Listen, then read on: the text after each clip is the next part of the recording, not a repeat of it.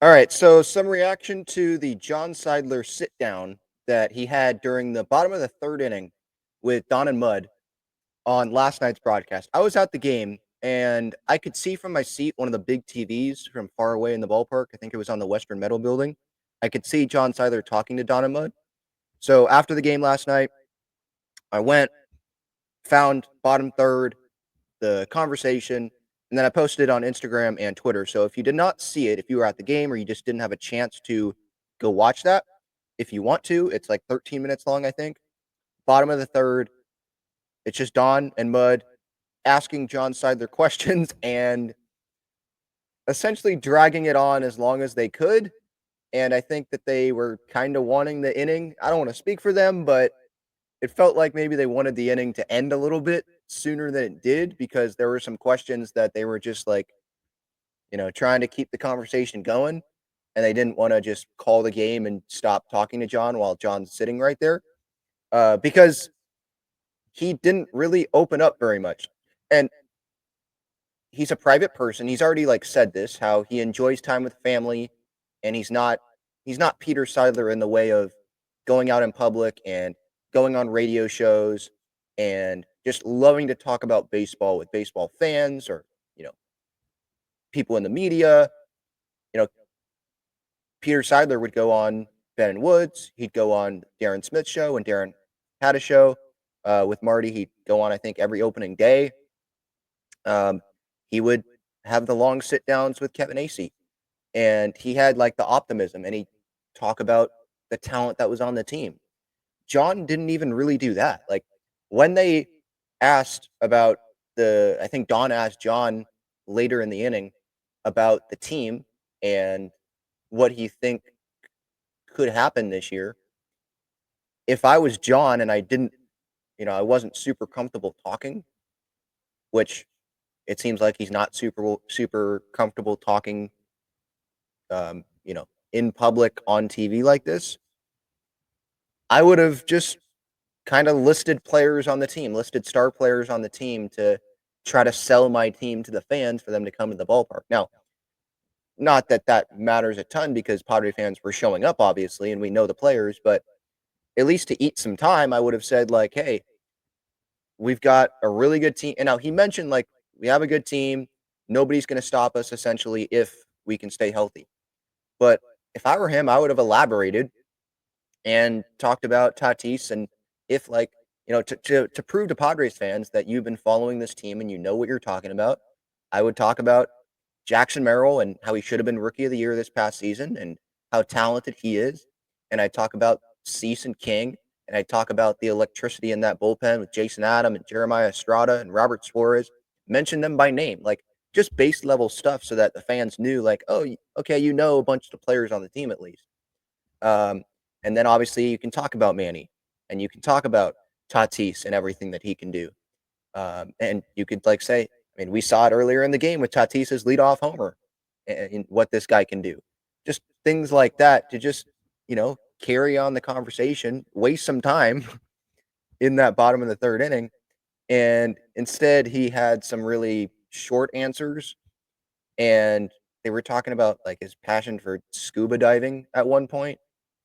And sure, he had, like, some personality a little bit, but it was really Don and Mud really trying to pull it out of him. It was not an easy interview for Don and Mud there. You could see Mud was reading questions off of a laptop or whatever he had there, because I think it was early in the interview. You could see him, like, glance over and, "Okay, what's the rest of this question?" Just because it wasn't a natural conversation. Because John kind of wasn't making it that, you know? So not everyone's going to be the same. And I can, criticize him for his sit down. I didn't listen to the one on the radio with Jesse and Tony. This is the one that, I could go back on MLB TV and find it. But some people are different. What's going to matter the most is what he does with his pockets. Like, does he keep the money in the pocket or does he go spend it? Does he extend Jackson Merrill? Does he extend Michael King? If not, do you bring in impact guys to continue to make this team a serious, not just a contender, like contender for making the playoffs, but a serious World Series contender? What do you allow AJ Preller to do? And he also mentioned, I think he did it on radio too, but he mentioned on the Padres TV broadcast about how he thinks it's going to be run the same. Things are going to go the same as when Peter Seidler took over. Well, let me tell you, it hasn't been the same.